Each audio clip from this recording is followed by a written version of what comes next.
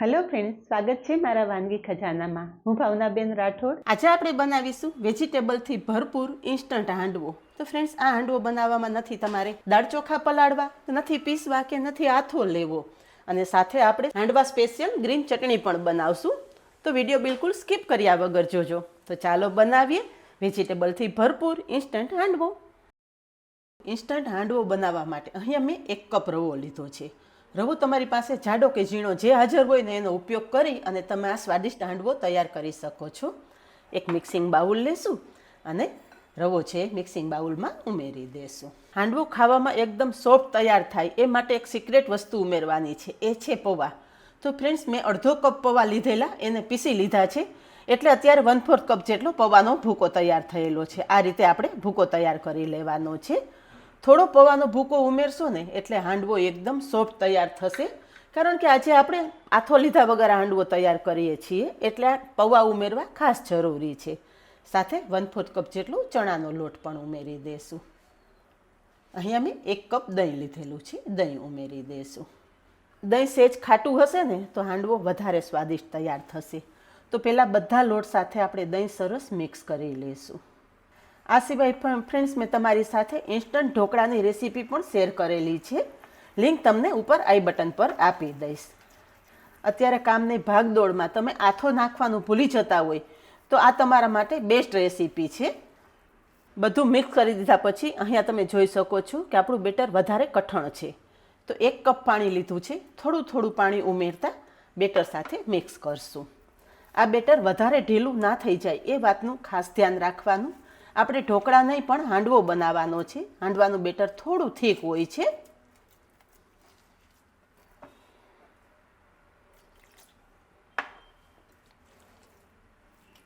અહીંયા મેં 1 કપ પાણી લીધેલું ને એ બધું પાણી અત્યારે બેટર સાથે ઉમેરી દીધું છે, અને આ રીતે થોડું થીક બેટર તૈયાર કરી લીધું છે. અત્યારે આપણે રવો, બેસન અને પૌવા ત્રણેય સામગ્રીનો ઉપયોગ કરેલો છે ને ત્રણેય સામગ્રી પાણી એબ્ઝોર્બ કરશે. એટલે બધું સરસ મિક્સ કરી દીધા પછી થોડીવાર ઢાંકણ ઢાંકી અને સાઈડ પર રાખી દેશું, જેથી બેટરની કન્સિસ્ટન્સી પરફેક્ટ થઈ જાય. આપણું બેટર રેસ્ટ કરે ને ત્યાં સુધીમાં હાંડવો સાથે ખાવા માટેની સ્પેશિયલ ચટણી બનાવી લઈએ. તો મિક્સર જારમાં દાંડલી સહિત જ સમારેલી કોથમરી ઉમેરશું. એની સાથે 2 તીખા લીલા મરચાં ઉમેરશું. મરચાંનું પ્રમાણ તમારા ટેસ્ટ મુજબ તમે વધારે કે ઓછું કરી શકો છો. થોડા આદુના ટુકડા, મુઠ્ઠી જેટલા સિંગદાણા. ચટણી એકદમ મસ્ત તૈયાર થાય એ માટે 2 ચમચી જેટલું સૂકા નાળિયેરનું છીણ ઉમેરશું. તમારી પાસે લીલું નાળિયેર હોય તો એ પણ તમે ઉમેરી શકો છો. 15 થી 20 મીઠા લીમડાના પાન ઉમેરશું. ફ્રેન્ડ્સ, અમસ્ત તો આપણે મીઠો લીમડો કોઈમાં નાખીએ ને તો કાઢી નાખતા હોઈએ છીએ, પણ તમે ચટણીમાં મીઠા લીમડાના પાન ઉમેરશો ને તો ચટણી સ્વાદિષ્ટ તો થશે જ, સાથે હેલ્ધી પણ તૈયાર થશે. હવે અડધી ચમચી જીરું અને અડધી ચમચી કે સ્વાદ પ્રમાણે મીઠું ઉમેરશું. ચટણીને એકદમ મસ્ત ટેસ્ટ આપવા માટે 1 મોટી ચમચી દહીં ઉમેરશું. દહીંની જગ્યાએ તમે લીંબુનો રસ પણ ઉમેરી શકો છો, પણ આ ચટણી દહીંથી વધારે ટેસ્ટી બને છે.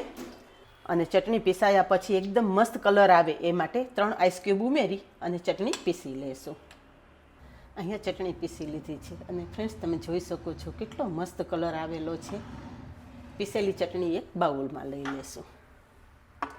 ચટણી પીસવામાં મારે વધારે 2 થી 3 ચમચી જેટલા પાણીની જરૂર પડેલી, એટલે વધારે પાણી ઉમેરી અને ચટણી આ રીતે પીસી લીધી છે. તૈયાર થયેલી ચટણી તમે એમનેમ જ પણ સર્વ કરી શકો છો, પણ આજે આપણે ચટણી ઉપર એક સ્પેશિયલ વઘાર કરશું. તડકા પેનમાં મેં 2 ચમચી જેટલું તેલ ગરમ કરી લીધું છે. ગરમ થયેલા તેલમાં આપણે અડધી ચમચી રાઈ ઉમેરશું. રાઈ સરસ ફૂટી જાય ને એટલે 2 થી 3 મીઠા લીમડાના પાન ઉમેરશું. 1 લાલ મરચું ઉમેરી અને વઘાર એકદમ મસ્ત તૈયાર કરી લેશું. તૈયાર થયેલો વઘાર ચટણીમાં ઉમેરી દઈશું.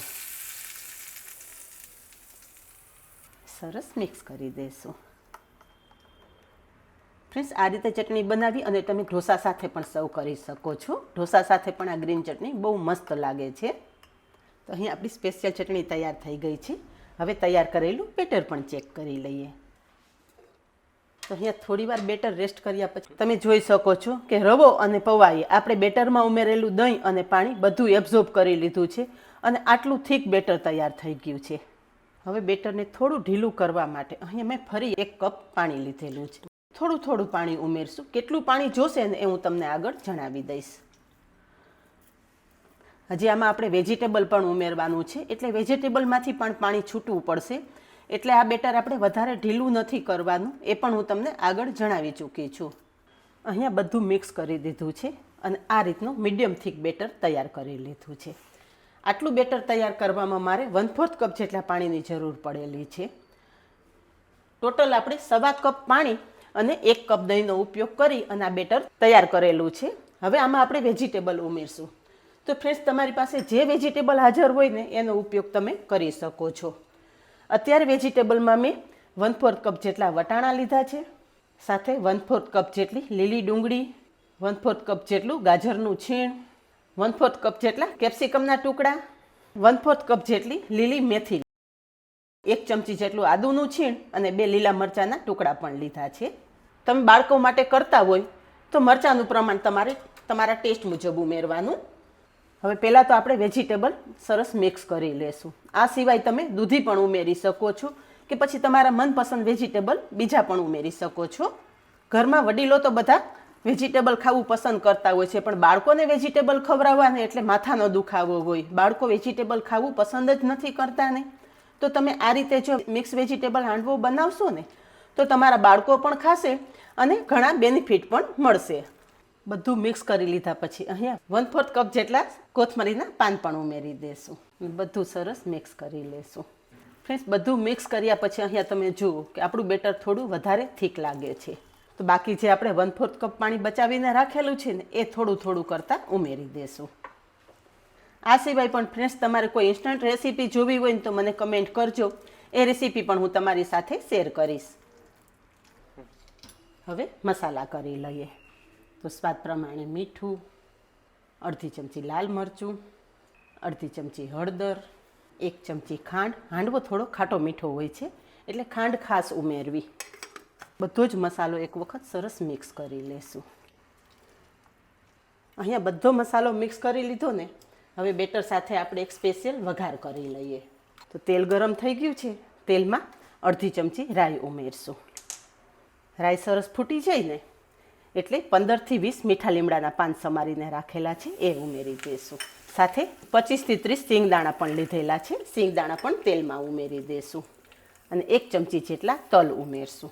બધું જ સરસ મિક્સ કરી લેશું. સિંગદાણા તેલ સાથે થોડા સાંતળી લેશો ને એટલે સિંગદાણા એકદમ સરસ ક્રન્ચી થઈ જશે, જેથી હાંડવો ખાવા ટાઈમે બહુ મસ્ત લાગશે. અહીંયા વઘાર તૈયાર થઈ ગયો છે, તો તૈયાર કરેલો વઘાર આપણે બેટર સાથે ઉમેરી દઈશું.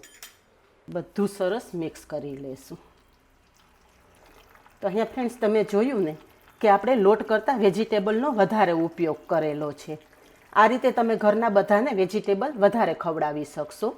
હાંડવો એકદમ સોફ્ટ અને સ્પોન્જી બને એ માટે અડધી ચમચી કુકિંગ સોડા ઉમેરશું અને એની ઉપર 2 થી 3 ચમચી જેટલો લીંબુનો રસ ઉમેરશું. કુકિંગ સોડા બેટર સાથે સારી રીતે મિક્સ કરી લેશું. અહીંયા આપણું બેટર કમ્પ્લીટ તૈયાર થઈ ગયું છે અને બેટરની કન્સિસ્ટન્સી તમને બતાવી દઉં. આ રીતે આપણું મીડિયમ થીક બેટર રાખવાનું છે. વધારે ઢીલું પણ ના હોવું જોઈએ અને કઠણ પણ ના હોવું જોઈએ. જો તમારું બેટર વધારે ઢીલું થયેલું હશે ને તો હાંડવો પ્રોપર તૈયાર નહીં થાય, અને બેટર કઠણ હશે તો હાંડવો એકદમ કઠણ તૈયાર થશે. એટલે બેટરની કન્સિસ્ટન્સી ખાસ મેટર કરે છે. ત્યાં વેજીટેબલથી ભરપૂર બેટર તૈયાર થઈ ગયું છે. હવે હાંડવો બનાવી લઈએ. હાંડવો બનાવવા માટે ગેસ પર કડાઈ મૂકેલી છે. તમારી પાસે હાંડવો કુકર ના હોય ને તો આ રીતે કડાઈમાં પણ તમે હાંડવો એકદમ મસ્ત તૈયાર કરી શકો છો. કડાઈમાં આપણે તેલ ઉમેરશું. તેલ ગરમ થતાં અડધી ચમચી રાઈ અને 2 ચમચી જેટલા તલ ઉમેરશું. તલનો સ્વાદ હાંડવોમાં બહુ સરસ આવે એટલે તલનું પ્રમાણ થોડું વધારે જ રાખવાનું. ચપટી જેટલી હિંગ ઉમેરશું. સાથે થોડા મીઠા લીમડાના પાન પણ ઉમેરી દઈશું. વઘાર સરસ તૈયાર થઈ જાય ને એટલે 2 ચમચા જેટલું બેટર ઉમેરી દઈશું.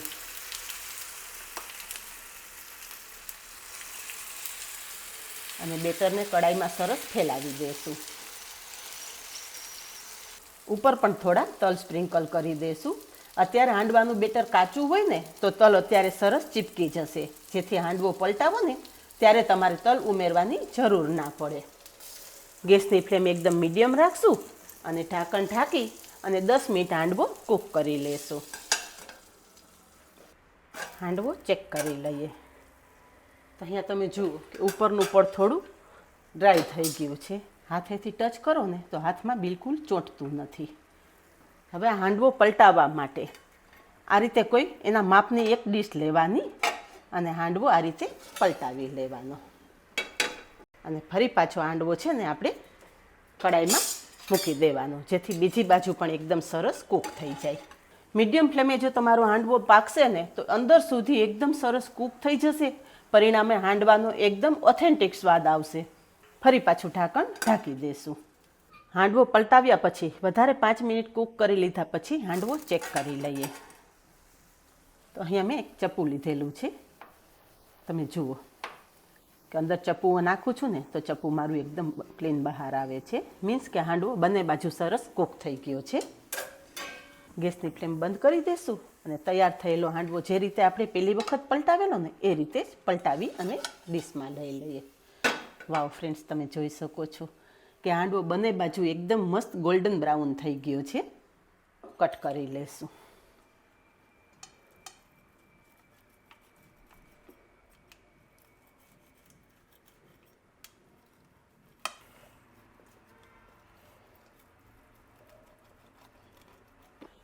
તો ફ્રેન્ડ્સ, અહીંયા મેં હાંડવો ટ્રાયેંગલ શેપમાં કટ કરી લીધો છે. તમે જોઈ શકો છો ફ્રેન્ડ્સ કે મસ્ત જાળીદાર હાંડવો તૈયાર થયો છે. અને સોફ્ટ તો એવો કે મોઢામાં મૂકો ને તો સડસડાટ ગળે ઉતરી જાય. અને ફ્રેન્ડ્સ, હાંડવા સ્પેશિયલ ચટણી સાથે જો હાંડવો મળી જાય ને તો પછી મજા જ પડી જાય. તો ફ્રેન્ડ્સ, આવા અવનવા વિડીયો જો તમને પસંદ આવતા હોય ને તો વિડીયોને એક લાઇક ચોક્કસ આપજો.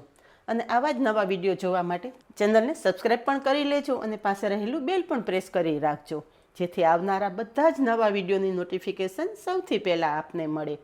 તો આજે બસ આટલું જ. મળી નેક્સ્ટ વિડીયોમાં. ત્યાં સુધી બાય. Thank you.